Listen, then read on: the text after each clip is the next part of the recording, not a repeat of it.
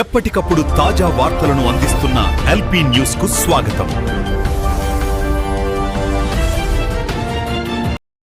చెప్పనా నీ పేరు? అన్న నా పేరు రాజేశ్వర్, జంగిటి రాజేశ్వర్. నా జిల్లా నిజామాబాద్, మండల్ కమ్మర్పల్లి, కోనసముద్రం అనే గ్రామం.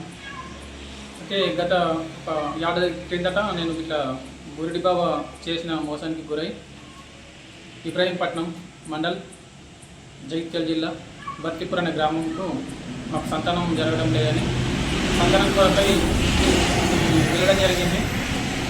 అయితే సంతానం కొరకు డబ్బులు అడగడం వల్ల ఒక 80,000 రూపాయలు, 40,000 అంతా ఇవ్వడం జరిగింది. ఎట్లా ఇచ్చినావా? అంటే క్యాష్ ఇచ్చినావా లేకుంటే మన ఫోన్ పేకి వేసినావా? క్యాష్ ఇచ్చినాం, క్యాష్ ఇవ్వడం జరిగింది. అయితే 8 నెలలుగా నేను వెళ్ళి రావడం జరిగింది. శుక్రవారం ఇప్పటికీ మనకు సంతానం అనేది కలగడం లేదు. మరి ఏమైంది ఏం కథ అని డబ్బులు తీసుకున్న వ్యక్తిని సాధారణ నేను మరి ఏం జరిగింది, మరి నా డబ్బు ఎన్ని రోజులలో జరుగుతుందని చెప్పిండు? సంవత్సరం లోపల జరుగుతుందని చెప్పిండు. సంవత్సరం అయిపోయింది.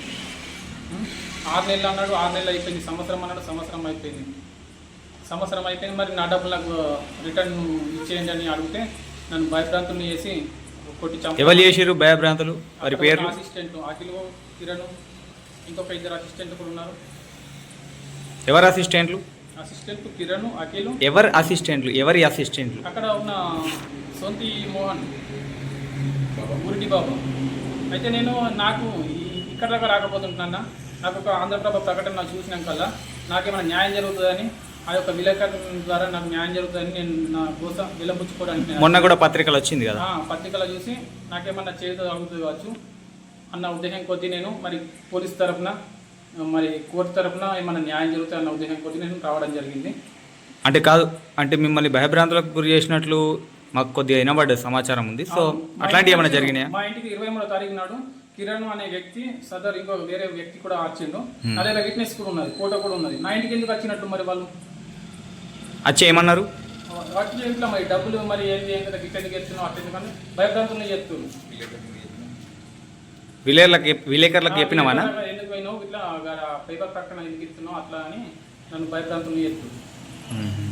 లాస్ట్కి మరి నీకు ఏం కావాలి? నాకు ఏం అవసరం లేదు. నేను మోసపోయిన సొమ్ము నా 80,000 రూపాయలు నాకు కావాలంతే. నేను అటుకు తీసుకొచ్చుకున్నాను.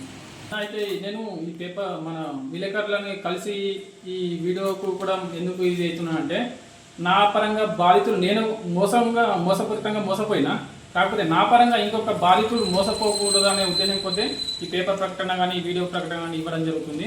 అయితే నేను కొద్ది గొప్ప 80,000 మాటకే పరిమితమైన, కానీ లక్షలల్లో ముడుపులు చెల్లించుకున్న భక్తులు వాళ్ళు భయభ్రాంతులకు గురయ్యి ముందరికి రావడం లేదు. అంతే. నేను భయం లేకుండా ముందటికి రాని అర్హులు ఎందరో ఉన్నారు. అందుగురించి అందరికీ నా మనవి ఏంటంటే, ఇటువంటి బురిడి బాబాలను నమ్మి మోసపోకూడదని నా యొక్క మనవి. అంతే.